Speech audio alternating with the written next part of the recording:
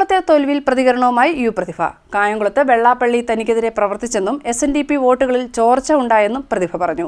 Party കേന്ദ്രങ്ങളിൽ vote കുറഞ്ഞെന്നും പത്തിയൂരിലും ചെട്ടികുളങ്ങരയിലും ഭൂരിപക്ഷം കുറഞ്ഞത് അമ്പരിപ്പിച്ചെന്നും അവർ മാധ്യമങ്ങളോട് പ്രതികരിച്ചു.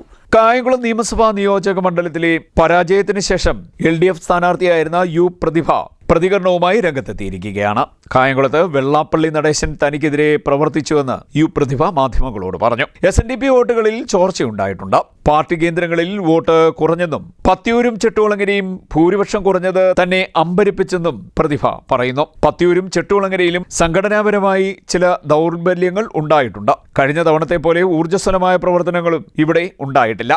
നേരത്തെ തന്നെ പാർട്ടി നേതൃത്വത്തിന്റെ ശ്രദ്ധയിൽ ഈ കാര്യം കൊണ്ടുവന്നിരുന്നുവെന്നും യഥാർത്ഥ ശ്രീനാരായണിയായ തനിക്കെതിരെ മണ്ഡലത്തിൽ SNDP യോഗം ജനറൽ സെക്രട്ടറി വെള്ളാപ്പള്ളി നടേശൻ പ്രവർത്തിച്ചുവെന്നുമാണ് പ്രതിഭ പറയുന്നത്.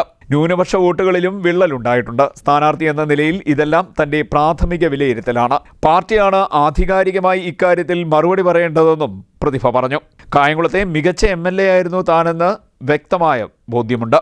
അതേസമയം ജനവിധി അംഗീകരിക്കുന്നതായും പ്രതിഭ വ്യക്തമാക്കി. CDNet news, Kayamkulam.